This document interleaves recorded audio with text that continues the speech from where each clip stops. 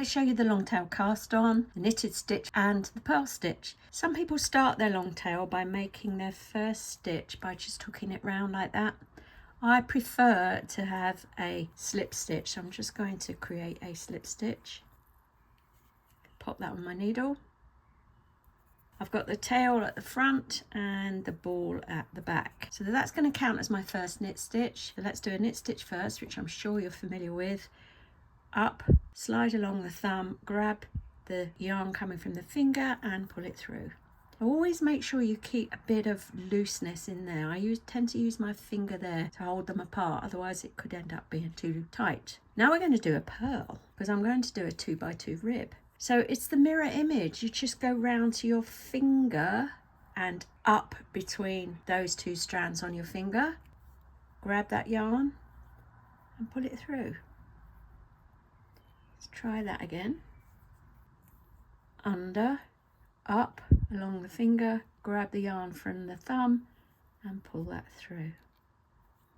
And I always tend to end up with my finger too far back, so I do reposition. I just find it a bit easier to do it that way. Right, let's do 2 knits. Up, round the strand from the finger and pull.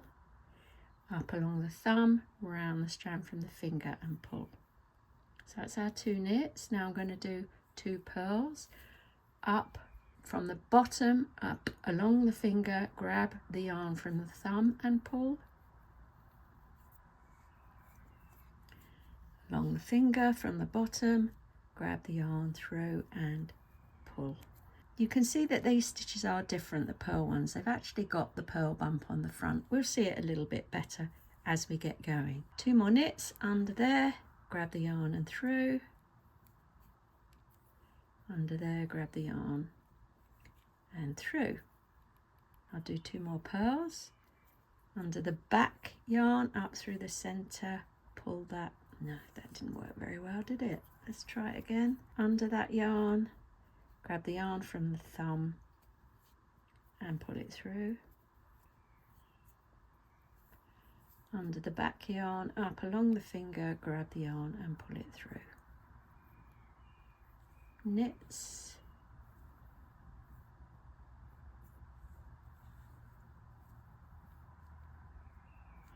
And purls.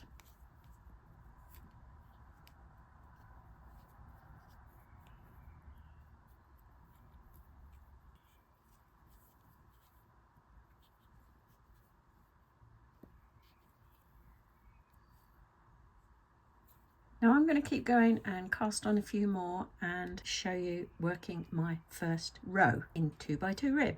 So I've ended my cast on and I ended with 2 knit stitches. So I've got 2 knits at the beginning, 2 knits at the end of my cast on. I prefer it that way. So I need to start with 2 purls in my first row. So let's just start off here with my 2 purls. We'll start to see the purl bumps as we go on. Now we've got our 2 knits.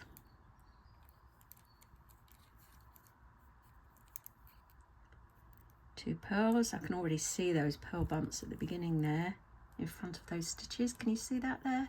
Little purl bump. And my knit stitches don't have a purl bump. They have a cast on sort of braid, but they don't really have that purl bump.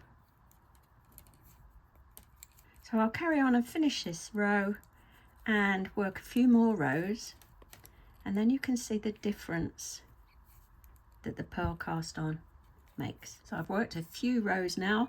I just wanted to stop and show you how it was coming along, and particularly if you look along the edge there, you can see the wavy edge, which is made by the alternating knits and purls. And the way we did the cast on, that's helped with that shaping.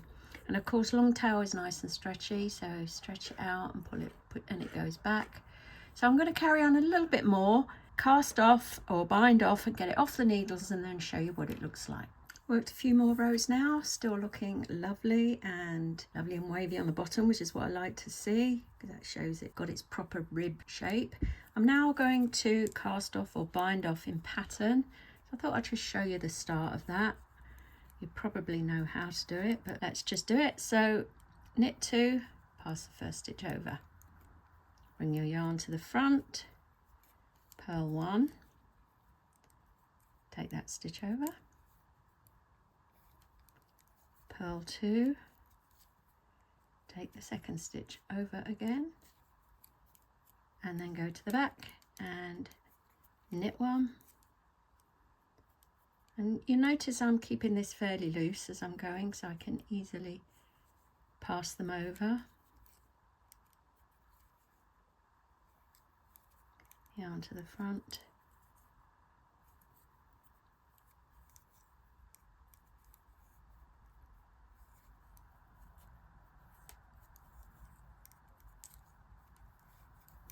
Here onto the back.